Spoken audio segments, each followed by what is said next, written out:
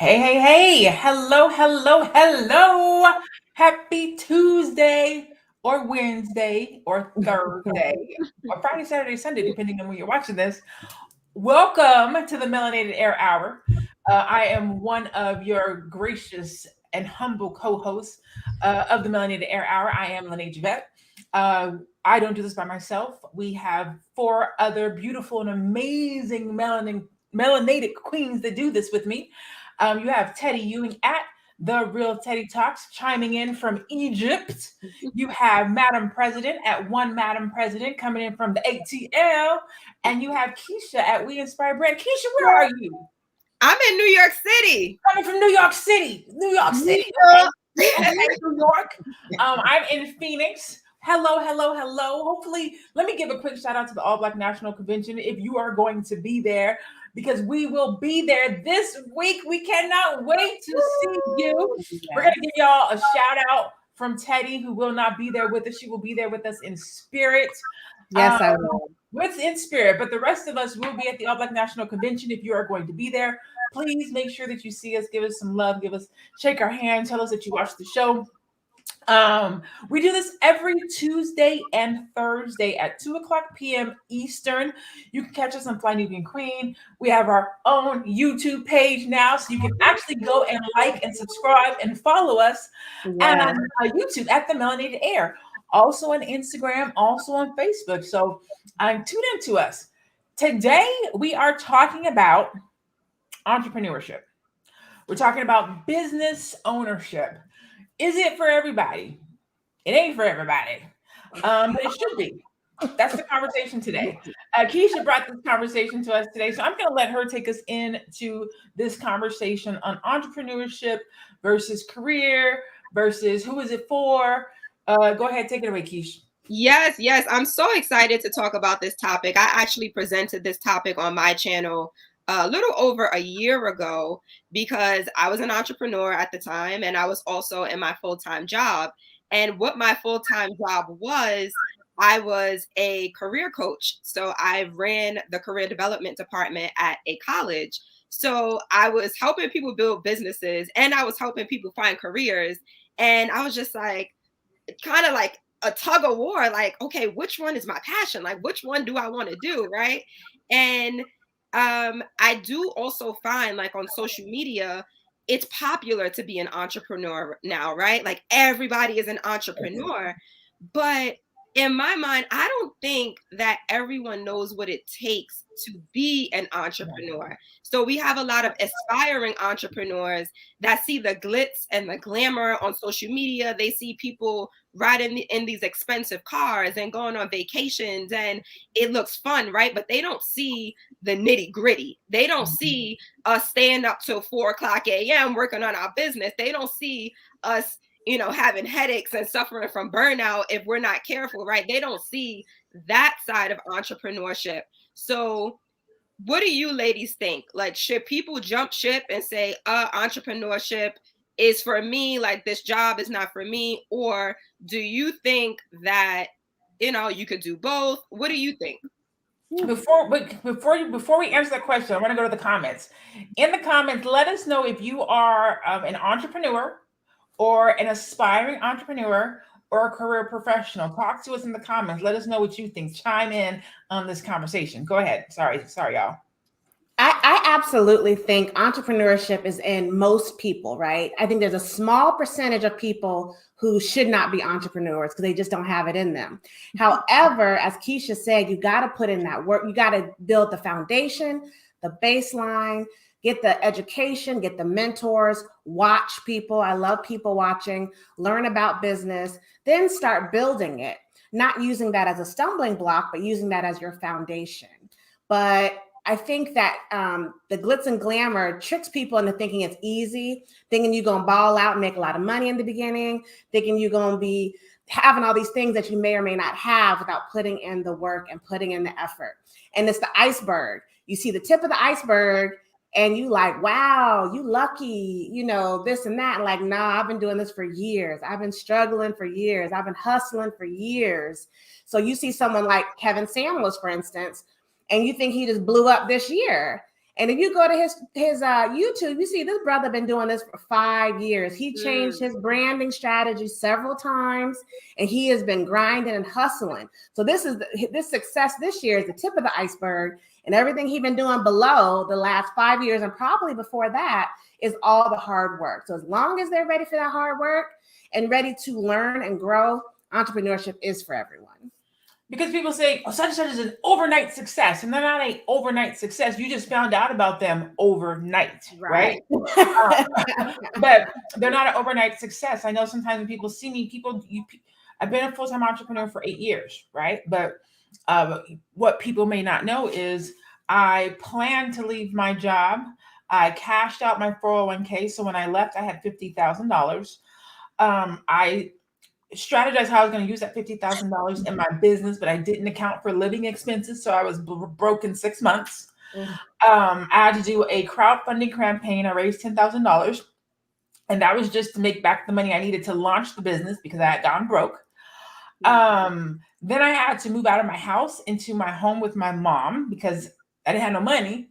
Then I had to send my son to go live with his dad. As a mother, you have to know what that means, right? So that's a sacrifice. I have to send my child someplace else so that I can have this business. And so now, 8 years later, people see me, I drive the car that I want, I have a house, I have multiple clients, and they're like, oh my God, you're so successful. Yeah, but the work, the pain, the suffering, the brokenness, the crazy odd and end jobs, the late nights, the no sleep, it takes a lot to become an entrepreneur. It's tenaciousness. It's rejection. It's putting your emotions to the side. It's prayer. It's meditation.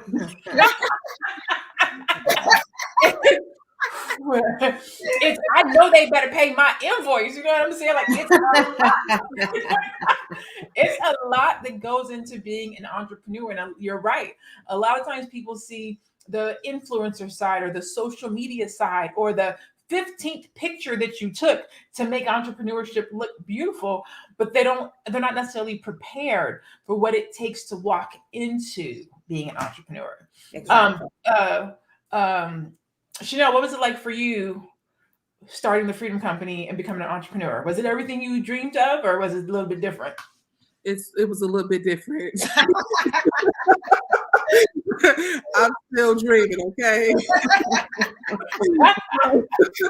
So one of the things that I noticed about entrepreneurship, and I think a lot of people who really don't understand the pathway and the journey between idea and execution.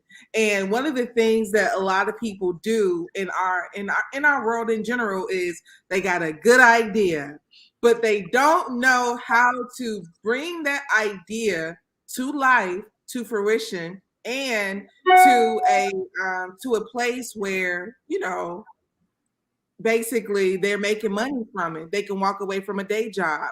So I think that's one of the issues about, the fame, the oh yeah, I'm an entrepreneur, I'm full-time entrepreneurship. Okay, that sounds really, really exciting until, like you said, Lene, you do not get that invoice paid and you don't have a legal team to go after it. Mm-hmm. Or you are in the process and you have an agreement with a group of people and they have a team of 7. It's just a team of you, and you can't navigate that because you just constantly are the little person in giant spaces. So I think that entrepreneurship, like anything, you got to use your mind. You got to understand, what skill sets do I have that can generate money? Yeah. And I think that once you master your skill set, because I think that even if you are a full-time employee, you have an agreement with your employer and you are assigned a set of tasks that needs to be completed. Now, what happens is when you some kind of way decide to do this for yourself, oh snap, you got to do these tasks. Nobody's checking in with you. Nobody's forcing you, telling you that these things have to be completed by a certain time. So you getting your nap in and you ain't make no money. So it's like one of those things where you realize, guess what? Oh, snap. I have to govern myself. I'm responsible for self. It's so embarrassing when you have to govern yourself and you ain't done nothing. Like Late. it is like it is a emotional. I mean, it's deranged. You be like, wow. Meanwhile, when I had an overseer looking over my shoulder, I was knocking stuff out left and right. That's what it is. That is exactly it. That you will hustle hard for that JOB. You will hustle hard. I don't think. Oh, go ahead. I'm gonna pass the mic, but I would say that mind shift of entrepreneurship is so essential in order for you to do. And I'm not a big fan of Kevin Samuels, but guess what? We can't deny consistency. Nobody can deny, why some people have a large following, and some people don't. When you stick with it, this is what happens. People find you. People can see when you stick with it. So I think that entrepreneurship is definitely for those people who are committed to themselves, for sure. Yes. And I was going to say something similar to the comment Channing Lynch just made. I was going to say, I don't think entrepreneurship is for everybody. I don't think entrepreneurship is for a lot of people. I don't think entrepreneurship is for some entrepreneurs.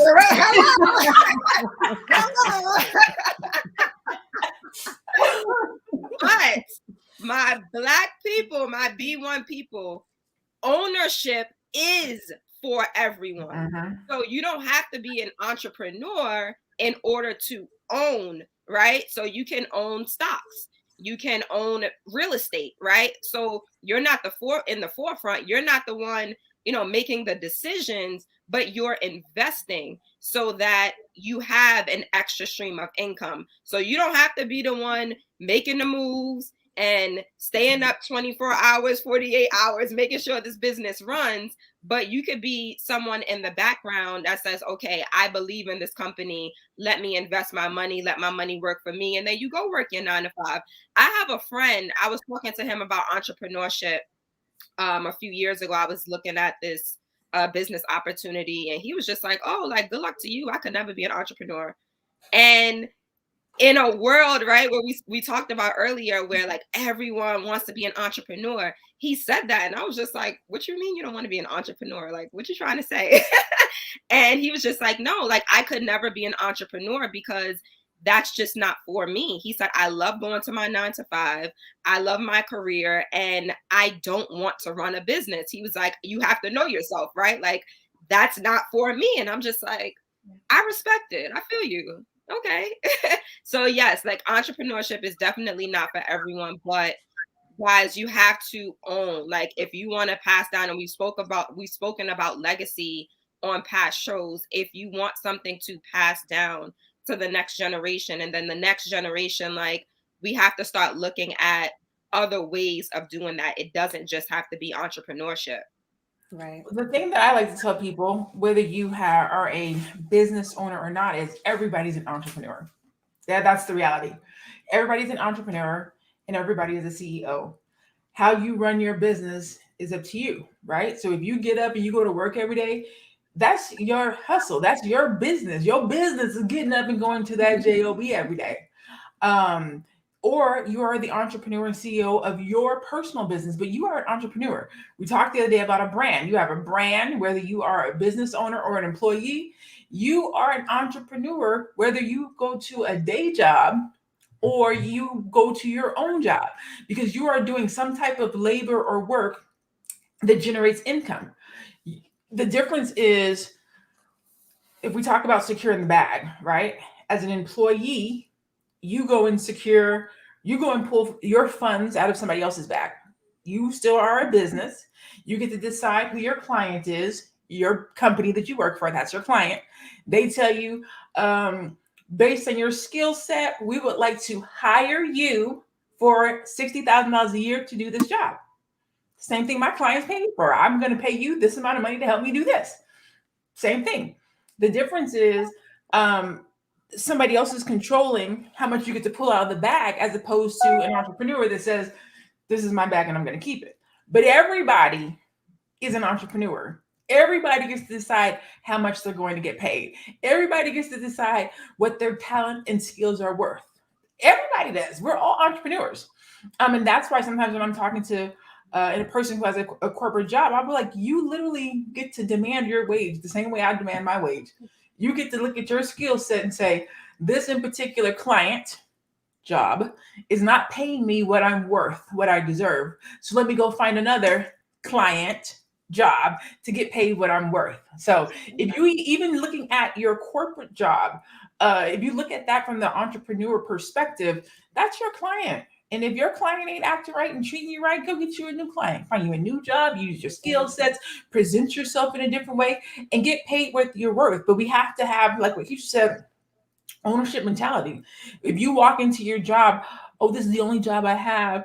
This is the only person or only company that's going to pay me. I wish I would look at my clients and be like, this is all you're going to pay me.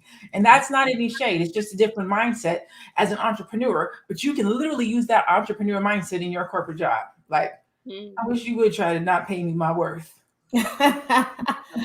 That's it. I want everyone in the comments to let me know one time you were paid for something that you were good at, but you didn't expect the money.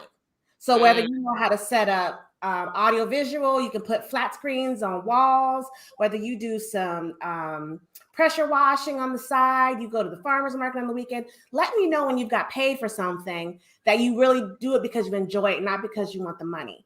And once you do that and you think back to doing that, I want you to realize that we all have it.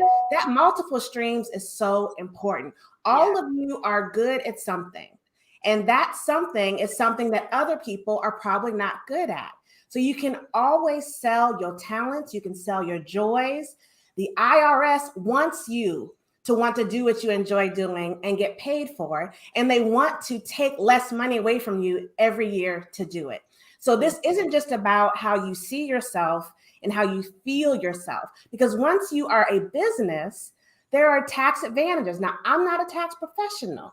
You need to find one, CPA, tax lawyer, whatever. But I've been doing my taxes a long time, and through all of my businesses, I see that tax benefit, and it is huge. Even the MLMs. I'm not a big MLM fan. Multi-level marketing, the Mary Kay, Amway, TLC, it's endless. It's endless. Travel, like all those things. But I started off with those because as soon as I started selling Mary Kay, I would make a tiny order, and then I could start deducting my office, my cell phone bill, any office supplies. If I want a new laptop, all of that I was able to deduct from my taxes. So that's the first point. Please take that, think of what you're good at, and think about how it doesn't have to be a business. And back to what Keisha said, if you want to be an angel investor, you want to be a venture capitalist, you don't see yourself in the forefront, that's fine.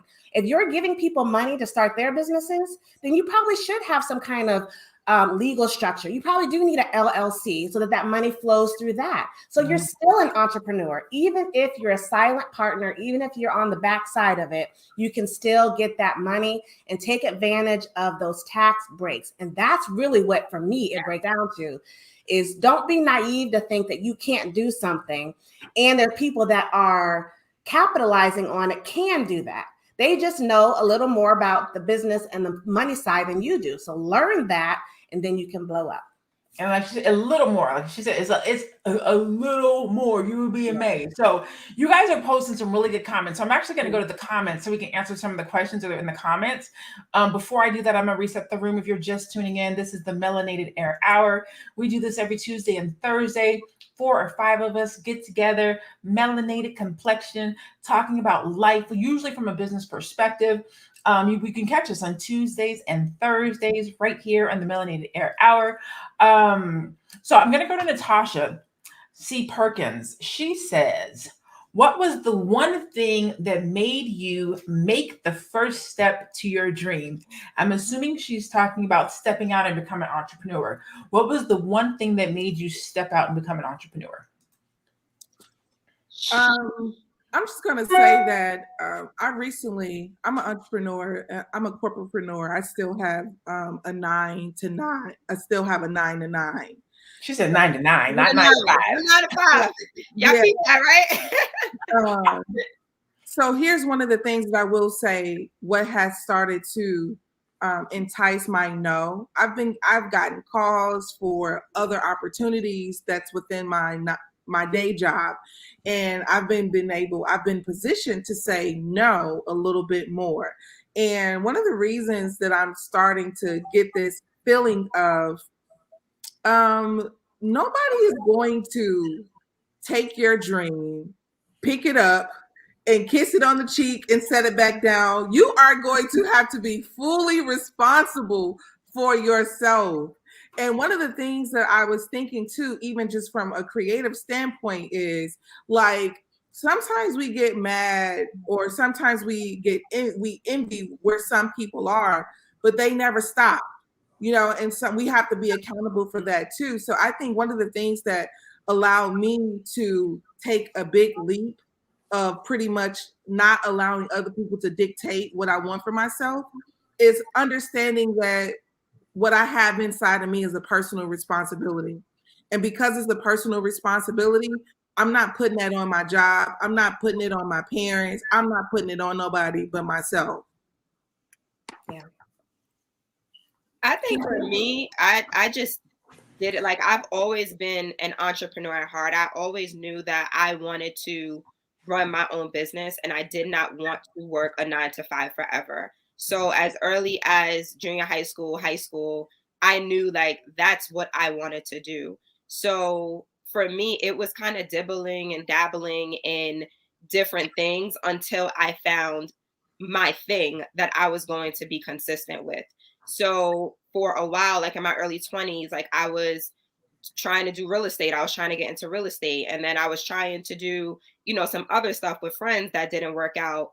And mainly because we were like just overthinking, right? Like there are businesses that are so successful now off of the idea. And I remember we spoke about like, what is an idea worth off of an idea that we had 10 plus years ago. So 10 plus years ago, me and a group of friends, we were talking about promoting Black-owned businesses. So getting a whole bunch of Black-owned businesses together and then them paying us to promote them. And now I see all these pages on social media that do it, right? So had we just been consistent with our idea, did more research, right? Did more research, educated ourselves, because we were trying to do it on our own, but none of us knew what we were doing. Had we did that, like we would have been so successful in that business. Like I have no doubt that we would have been. And then, fast forward to a few years ago, it was my t-shirts. So like, I just wanted a way to inspire and empower the Black community through positive affirmations. And I said, hey, I could do that on t-shirts. So for me, and I speak about this all the time, you need to discover your purpose. So before even going out there and saying like, oh yeah, I want to do this because I want to make money. Like, no, like, what is your purpose? What is your passion? What is that deeper meaning? For me, it was inspiring and empowering my people. And I'm like, okay, well, how can I do this? Right? Because when you know your why, then you can ask how. And then when you ask how you can do it, then you start educating yourself on how you can build that business. So for me, it was the t-shirts, inspiration to my community, and then building from there. And like I said, being consistent. Like you have to be consistent. That is I think you ultimately know in your gut. There's something in you, right? You ultimately know. It's whether or not you're going to actually follow through on it. When I started going to college, I knew I was taking business classes. I didn't know what they were for. I always knew I never had a job more than 2 years. Never, not one job in all my life. I could not hold a job longer than 2 years. So I knew I couldn't work for somebody. Like I was something, right? How come I can't hold a job for 2 years? Until my last gig, which was where I got my bachelor's degree and my master's degree. And I was like, you know what? I think I'm gonna try to become an entrepreneur. But I will tell you, and this is way too much information, but I'm going to try to make a short story even shorter. Something in my gut was like, you need to change. You need to make some changes. So I cut my hair. My hair was like this long. I cut it like up to here. And I was like, okay, I made a change. And my spirit was like, no, boo, that's not it. I was like, what is it? So I got a breast reduction. And I was like, okay, well, maybe my back is hurt. I've got breast reduction. No, boo, that's not it. And then one day I was like, I'm gonna leave my job. Like, just, I can't even, it was transcending, I guess that's the right word, where literally it was an out of body experience when I came to the decision to leave my job, and it just clicked and it made sense. And I haven't looked back. So the easy answer is you already know. You just have to trust that and trust yourself. Because I think people struggle with not really knowing and trusting that entrepreneurship is for them. And if you don't know, you won't jump all the way in. You won't get the training. You won't get a mentor. You won't get coaching. You won't find out how to bring that thing to existence because you're not trusting that this is what you're supposed to be doing. So you don't go all in. But if you go all in, sacrifice doesn't hurt you. Going without doesn't hurt you. Not getting your nails, not traveling, not having the funds. It's all part of the game. And it doesn't weigh on you or take a toll on you, but you have to be sold out to whatever that thing is that you want to jump into. Yeah. Terry, did you want to add something or go to the next question? Just real quick, I want to say that, so I've been doing the same job for 24 years, so different than Renee. And several years ago, I knew, because being in the military, you get the advantage of knowing at 20 years, you get to retire and you get a check for the rest of your life. So I always had that security there, right? But I knew I wanted to do more. I wanted to be more. And then I knew that people around me, as you say in the comments, a lot of people, they said they just don't think they can do it. They don't know how. What are the resources?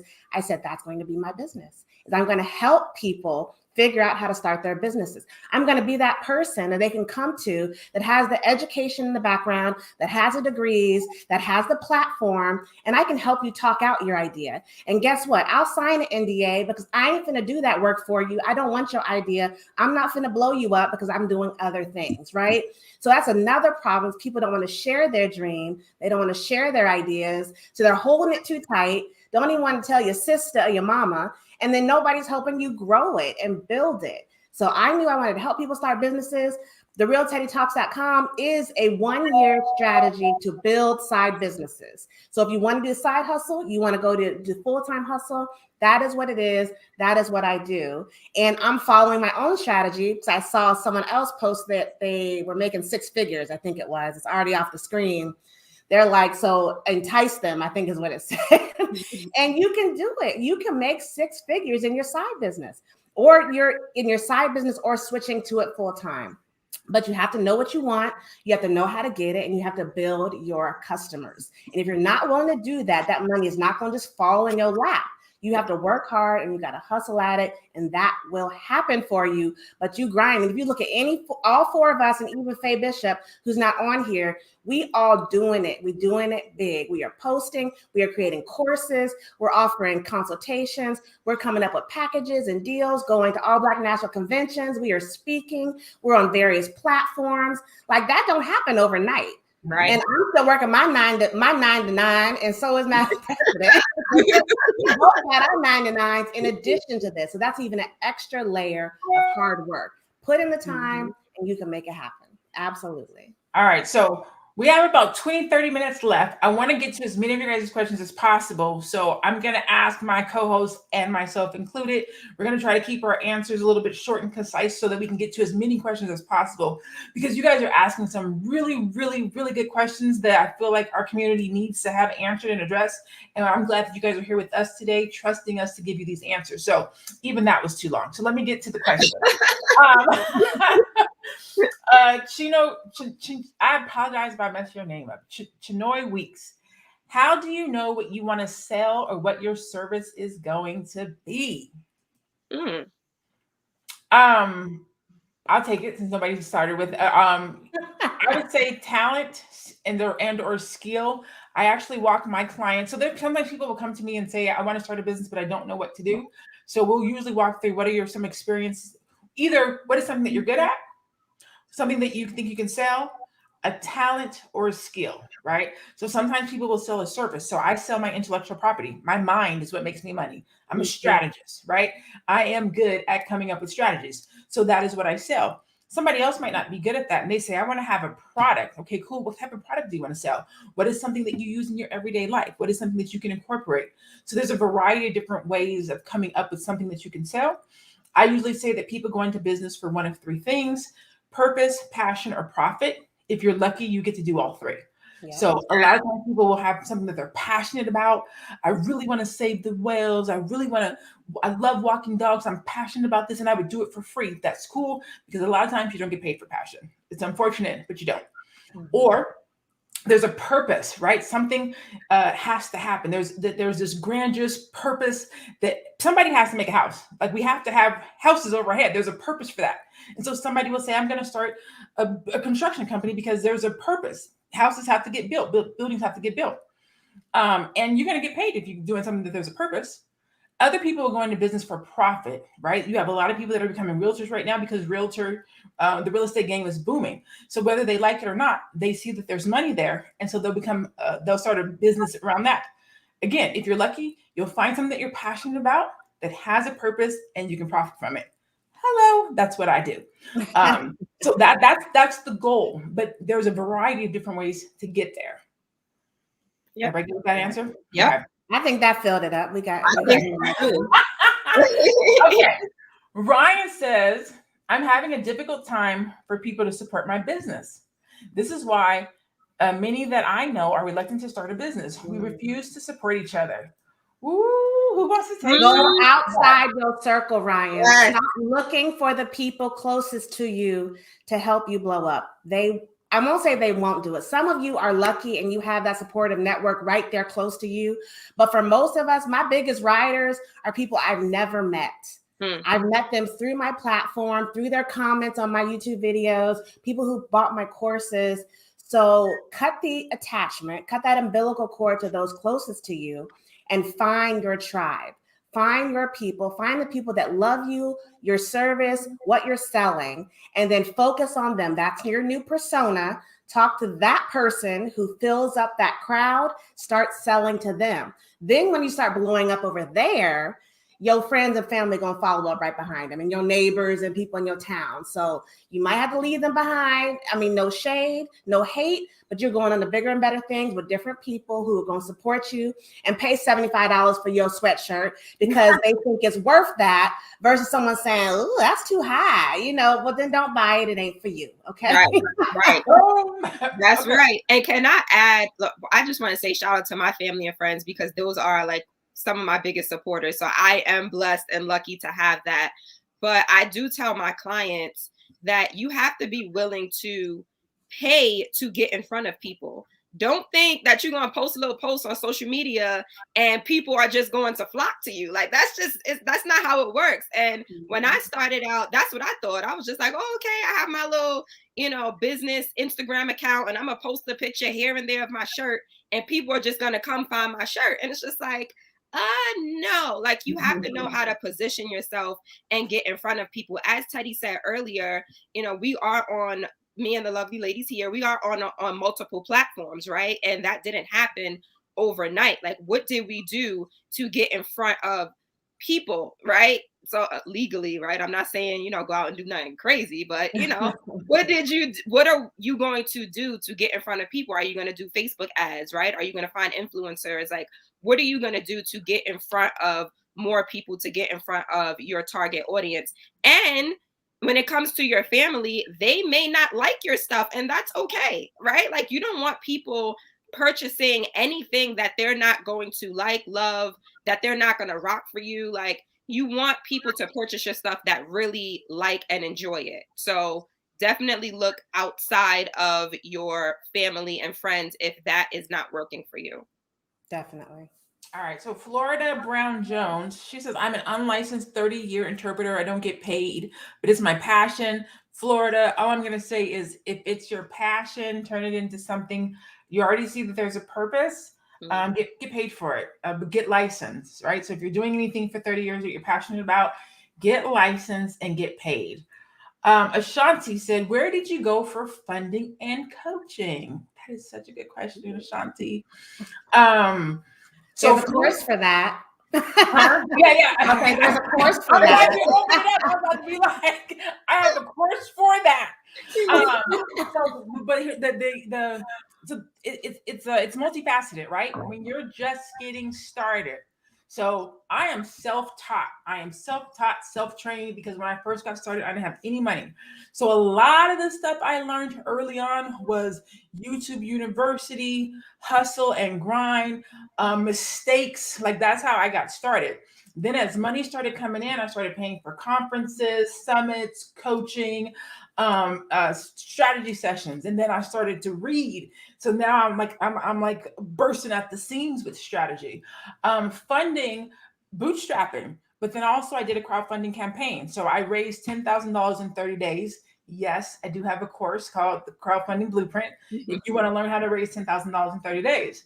I also had to learn how to start a business, right? On a budget. So got a course for that.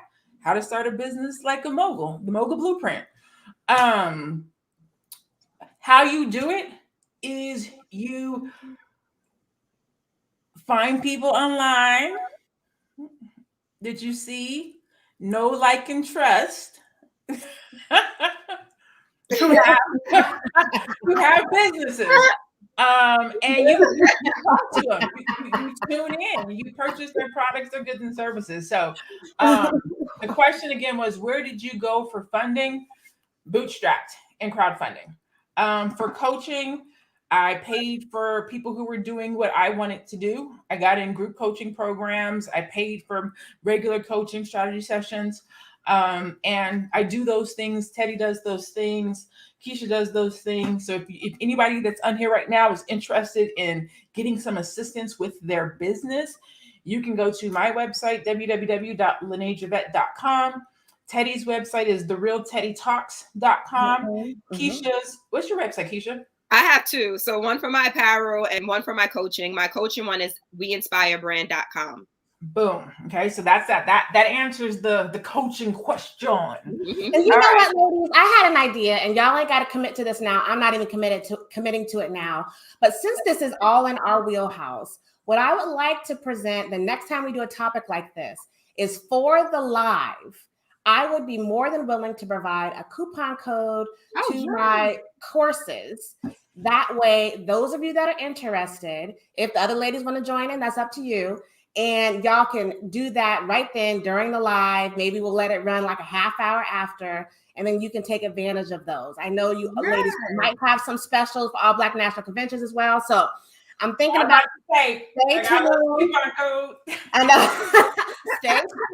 We'll do that. We'll advertise. I don't know. I'm going to advertise. It's going to be live. So if you're watching live, you catch it. If you ain't, you're going to miss it. But yeah. So that means you need to be tuned in. Make sure you like, subscribe, hit the notification button. Go follow each of us on our social media right now so that you know when we have this conversation so you can get tuned in. Okay, get tuned in. And I'll let you know. I'm going to offer a coupon code on this live at this time. So be following us and you'll get the notification. I love that idea. Find out.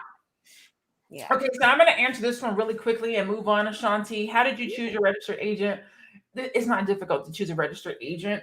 Most states have registered agent companies. They're like $40, maybe $90 for the year. Yep. Super easy. It's not anything that to stress over. Find one in your state, sign up, and keep it moving. Very easy. So we're not going to harp on that one. Do we have more questions? Because I actually have a question that I would after this one, I guess. Yeah, let me see. How do you gain a routine for staying on track and not getting off track? I guess that's a question. If somebody wants to take that. One of my clients actually asked me this question the other day, and I told her, like, I have a schedule. So every day I am focused on like a particular like topic. So maybe like Wednesdays, I'll do like batch content or something. But every Sunday I plan out my week. So I know what I am going to be posting on social media. I know what I, have to do during the week. And, sometimes things don't get done, right? That's the reality of the situation. But look at what's priority for you and your business, during that day. And then, focus on that. So every Sunday, like I said, I plan out my week, everything that I need to get done for that week. And I split it up into the days of the week. A good planner, a Yes. good Google Calendar, a good something that you can you have to put it out and write out your plan. You have to make SMART goals. So you have to have time behind your goals to say on this day at this time, I'm going to do this for this long. And you just follow it, because routine and consistency will get through the suck. So even if you don't want to do it, you have it scheduled and you need to do it. And then after you do that every day, it's going to be more routine, and then you'll find your flow, and you'll be doing that thing mindlessly and enjoying it, because you have to find your flow. If you guys are doing something and you're not getting into that flow where that is the only thing on your mind and that is your focus at that moment, then you probably won't be doing it very long. And if you are, you won't enjoy doing it. Mm-hmm. So consistency and time-based goals is going to be your best friend. I'll use Faye's not here, but I'm gonna use one of her analogies. I'm gonna use a theism right now. Don't be emotional with your time, right? Don't go off of your feelings. I don't feel like doing it. I don't feel like making these phone calls. I don't feel like don't use your feelings. Like, just do what needs to get done. Like, Nike had the best slogan. Just do it. Literally, just do it, whether you feel like it or not, because you're not gonna feel like doing none of this. I don't feel like writing my dissertation right now. I don't feel like fighting this natural hair to try to get it into the ponytail so that I can do the live with y'all. I don't feel like, you know what I'm saying? Like, if I only did what I felt like, I would be butt naked talking to y'all right now. like we just don't be transparent today. So don't rely on your emotions. They will betray you. Yes. Yeah. Go ahead, Keisha. You said you had a question. Okay. So you guys know, like, we're all entrepreneurs, right? And all right. So would you, or do you want your partner, Teddy, I know that you are married, but do you want your partner to be an entrepreneur as well? Or can your partner have a 9-to-5? This is a good question. This is a good question. I'll answer real quick. I will say that I definitely, me and my husband like jive, like we are connected. So I like to do things together, right? But as I said, I don't know if it's last show or before that, he wasn't all for my plan, the Real Teddy Talks, right in the beginning. Like, he supported me, but he didn't think it was going to blow up like it did. So then he kind of came over. So to answer your question, I want us to be a team, right? Like a conglomerate. You know, I want us to work together, build together, and he's half owner of my business, whether he's participating or not. So I prefer that he be participating. However, if he ain't gonna participate, then you need to be doing that other thing, whether it's a 9-to-5 or his own business. You know, my business ain't for everybody, nor should it be. But I really think the family, the Black family, is important, and business ownership is important. So as I said, he's half owner, whether he's doing it or not. But I really want us, because I want to teach it to my kids. I want them to know business ownership. I don't want them to be struggling with the school thing and all that if that's not what they want to do. I want us to make money. So I prefer that he works with me, but it's always his choice to do whatever he wants to do. So I'm going to say I've actually gone back and forth with this question. Early on, I said we should both be entrepreneurs because nobody gets an entrepreneur like an entrepreneur. And then I dated an entrepreneur that worked like I did, and it just did not work. So now what I say is I don't care what kind of job he has. I do care if he has one. And by job, I mean business, you know, makes money. Let's say makes money. And I guess I do, because y'all know what it is. What I care about is that he doesn't slow me down or impede what I'm doing, my process, right? I'm already kind of moving at a certain speed. I kind of will, you know, weave in and out of different lanes and conversations and rooms and things of that nature. And so I more care that he can bob and weave in those things, whether that's having a corporate job or being an entrepreneur. I care that we have time for each other. I care that I can have a business conversation with him, whether he has a corporate job or he's an entrepreneur, can I at least converse with you about what I have going on? Can we talk marketing plans? Can we talk strategies? Can I talk to you about my launch? Can you weigh in on this new logo? What do you think about this new product I want to do? I care if he cares about the Black community. Like there's these things that I care about that help me to be a good entrepreneur and a good business owner and a good leader in my community. And I care that he cares about those things and our energy matches, not so much the type of job that he has. But if we mesh in all of those things, because there's some really dope dudes that have really good jobs that maybe run a nonprofit or donate their time doing something else. They're B1. They want their woman to win. They support and they get those things. And they're not entrepreneurs. So I don't think you have to be an entrepreneur, but I think you have to know how to love an entrepreneur and how to support an entrepreneur and how to let them do what they do. You can't be, you were just out, you were just here, you were doing that, you were always traveling, you were always on a plane. I am. And I'm going to keep doing it. Do you want to ride, boo? I can. You want to go? Like, let's go. Like they paying for the room. Let's go. That's what I want. Somebody that's like, hey, let's go. Right. It seems like I'm wondering, is the question like, is this person going to lack if they're not an entrepreneur or if they are a 9 to 5 or something like that? Because what I think is, if you're an entrepreneur and the person that you're seeing or you are heavily interested in and you guys are in some kind of partnership, then I think whatever works. It's wonderful when you meet somebody who gets what you're doing. Oh man, you're ordering, say for instance, if I'm an interior decorator and I meet somebody and they're into construction, that's a wonderful pair, I think what happens is, we're under the impression that we can get people on the opposite end of the spectrum and we can all just make things work when we're just totally living and doing everything completely opposite of what we both desire. So I think, the question is, can a person date an entrepreneur? Not pretty much can an entrepreneur date a person who's not an entrepreneur. I think an entrepreneur can date probably anybody because they're used to handling, managing, and a good entrepreneur anyway. Yeah. Handling, managing, negotiating, also compromising. So I don't think it would be difficult if you're an even-minded person and you can do that and have that approach. But can a person, like you say, Lene, can they handle the weight of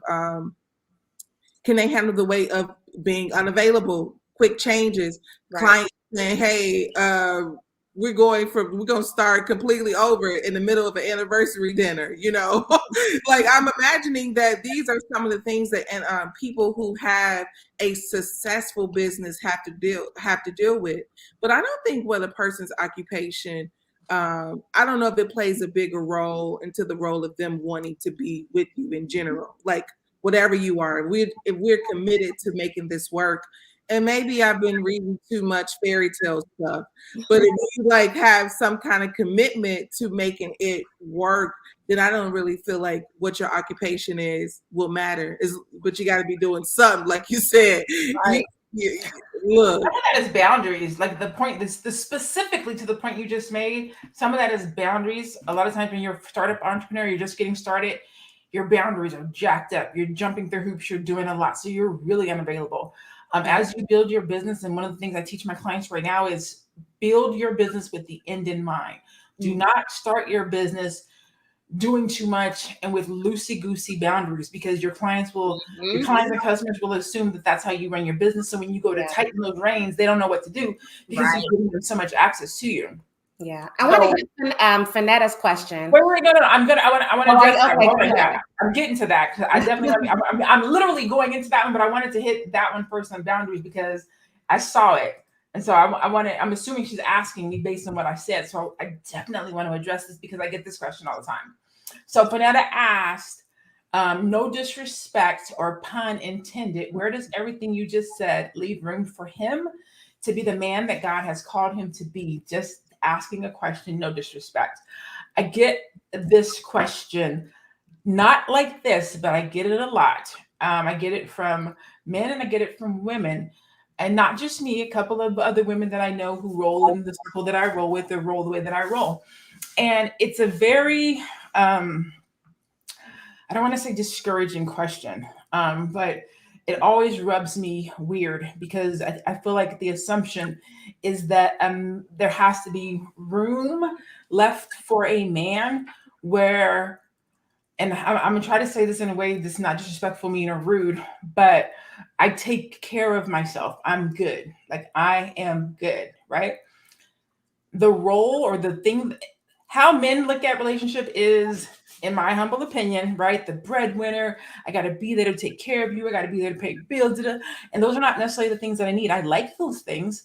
I would love some for some man, a man to come and pay my bills and do those things, but I don't necessarily need those things because I do them.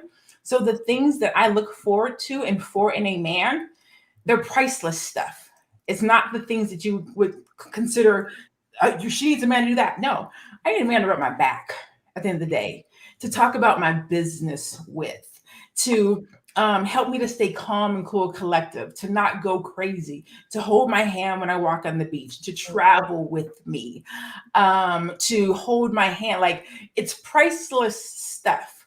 Paying my bills is cool, but because I can do that myself, it's not mandatory. It would be nice, teamwork makes the dream work. We build an empire together. Those things are cool, but it's the priceless stuff that I pray for when I'm praying to God about my husband. It's the stuff that I can't do for myself. A man that can pray over me, a man that can help me in my financial organization, right? So for me, there's a lot of space in my room for a man. There's a lot of space in my business for a man. There's a lot of space in my day-to-day for a man, but it's not what people might consider to be traditional. The man's going to go out and hit clob the meat on the head and come home and cook it and fry it, and I am the man. It's not that for me. Do I know how to submit? I do. Do I want a man to lead? I absolutely do. But I saw this quote from Jill Scott, and it's the best way that I can explain it. And she said, if you can tell me what to do, then you can tell me what to do. But if you can't tell me what to do, then you can't tell me what to do. So if a man comes into my life and our energy matches and we can roll, I am down. I'm submitting. He gets the lead. Where he says go, we go. But if you can't lead, yeah. Add to that, Lene. I think there's this misconception that if someone is a career in their career and they're with someone that's an entrepreneur, that person that's an entrepreneur is making more money than the person that's in their career. There are a lot of successful people in their career making six figures and above. And I'm not saying that this is what the comment was saying, but it just reminded me of that just because someone is working a 9-to-5 or a 9-to-9, as Madam President puts it, and what Madam President is doing, that doesn't mean that they're not successful or making a lot of money. You can have an entrepreneur making only $20,000 a year, but because it's their passion and purpose, they're okay with that $20,000 a year, and they're doing what they do. And then they have a husband that's maybe making $250,000 a year. So we have to also get out of the mindset that just because someone has a 9-to-5, they're not as successful or not making as much money as someone that is an entrepreneur. I want to segue into Natasha Perkins' question. It says, do you believe that you should be able to run your home successfully before you start your business? And I think the two questions are kind of alike, because if your home, and this goes even back to B1, if your home isn't in order, how can you build a community? If your home isn't in order, how can you build a successful business? Because you'll be in chaos at home trying to do something that's organized and streamlined and has good flow in your business, and the two aren't going to be together. So on this show, I'm Teddy Ewing, but at home, I'm Mrs. Ewing, and I'm always my husband's wife. So our home rhythm with our kids and all that is completely different than what this is. And I have to respect all of those lanes, including my 9-to-5, including me being, the military was a hard adjustment for my husband because he met me when I was going to school. So he didn't see me in my all full military self as a commanding officer.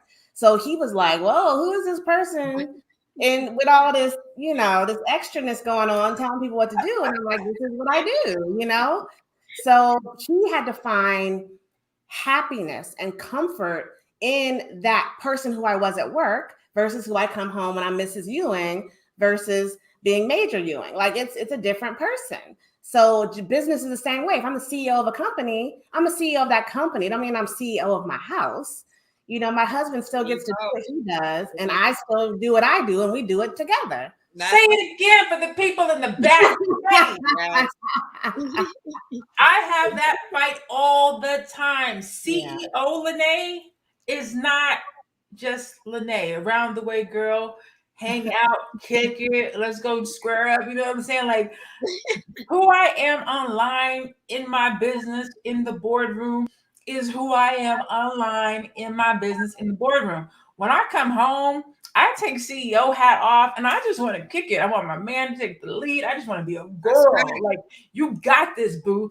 Entrepreneur is out the door. Yeah. But sometimes people have a hard time separating the entrepreneur alpha female with just female, like just a girl. Like, that's it. I just want to kick it. Regular stuff like everybody else. I don't want to walk around with the alpha thing all day long. It's tiring. Yeah. Mm-mm. And while we're on the topic, I am looking for a husband.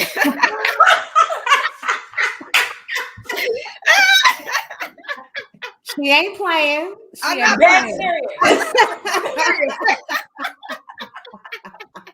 If you know, okay, so before we go out, before we close, we're going to do this because there's enough of y'all on here. So, Keisha, tell the people what you're looking for. If y'all know somebody like this, y'all let Keisha know. Keisha, tell them what you're looking for. They might have a brother or a cousin or an uncle or somebody. Tell them what you're looking for. Yes. All right. Oh, this is fun. Yay. I need someone that is B1 first and foremost. Like, he has to be for his Black community. He has to want to empower, inspire the Black community, uplift the Black community in some way. He has to be a spiritual man, not religious, but spiritual. We have to connect on that. I want somebody that is equally yoked. I want someone that has the financial freedom mentality. So that doesn't mean that he's an entrepreneur per se, but he understands that ownership is important. So maybe he has a 9-to-5 or a 9-to-9, and he is invested in real estate and he's invested in the stock market, right?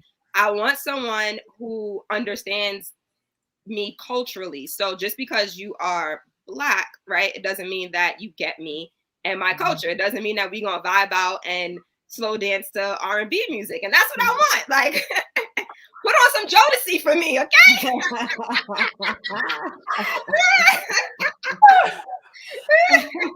And I could go on and on, but essentially, like, those are the biggest things. Those are the most important things to me. Like, someone that, like I said, that is equally yoked with me, that is B1, and we get each other, right?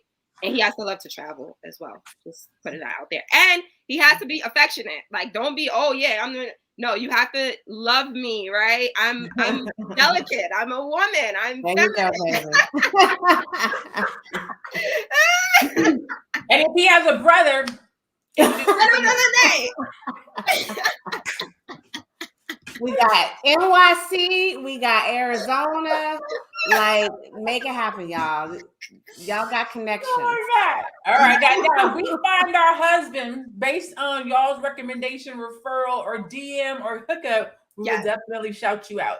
Yes. You get an affiliate commission on that, okay? Yes. I was going to say, you'll get a one-on-one with me for free.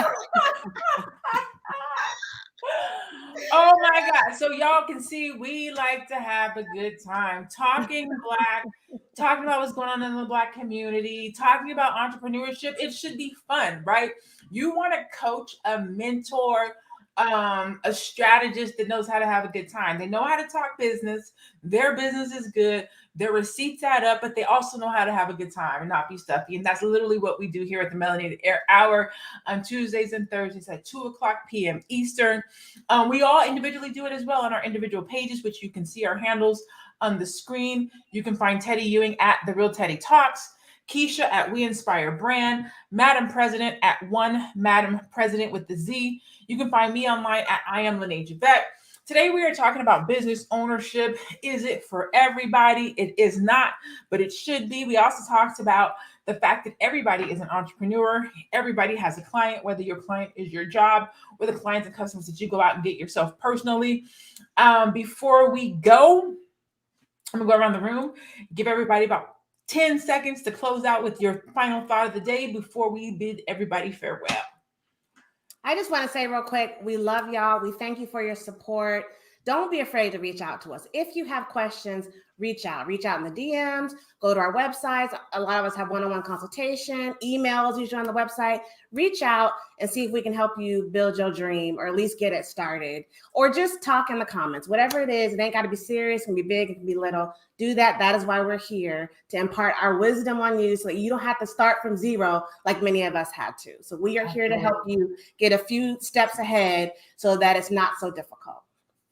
Yes.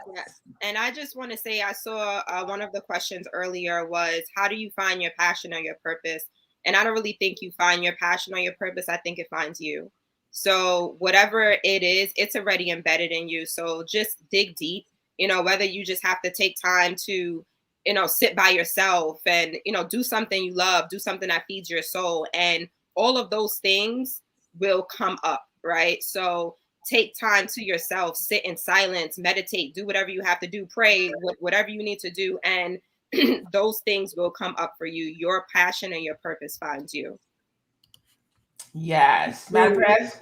I just want to say that, Lene, I need more than 10 seconds really quickly. Go ahead. I just want to say as quickly as possible that I'm in Atlanta, so I ran into this woman who had a 20,000 foot warehouse that did product fulfillment. Now, looking at this woman, you would never know in a million years. I said, well, what's your Instagram? And I began to follow her. And she basically had about 1,200 followers, didn't have a large following. But, this woman was literally owner, operator of a 20,000 square foot facility. And just really kind of highlighted to me, do you want to be successful or do you want to be well known? You got to come to those terms with yourself, because I want you all to know we can learn a lot from a lot of people that's not flashy. There's a lot of people that is in our community that have a lot of access to knowledge and know-how that is not very vocal about it. And I just don't want us to pass that up, thinking that success means a lot of followers. Success means that everybody knows how much we got.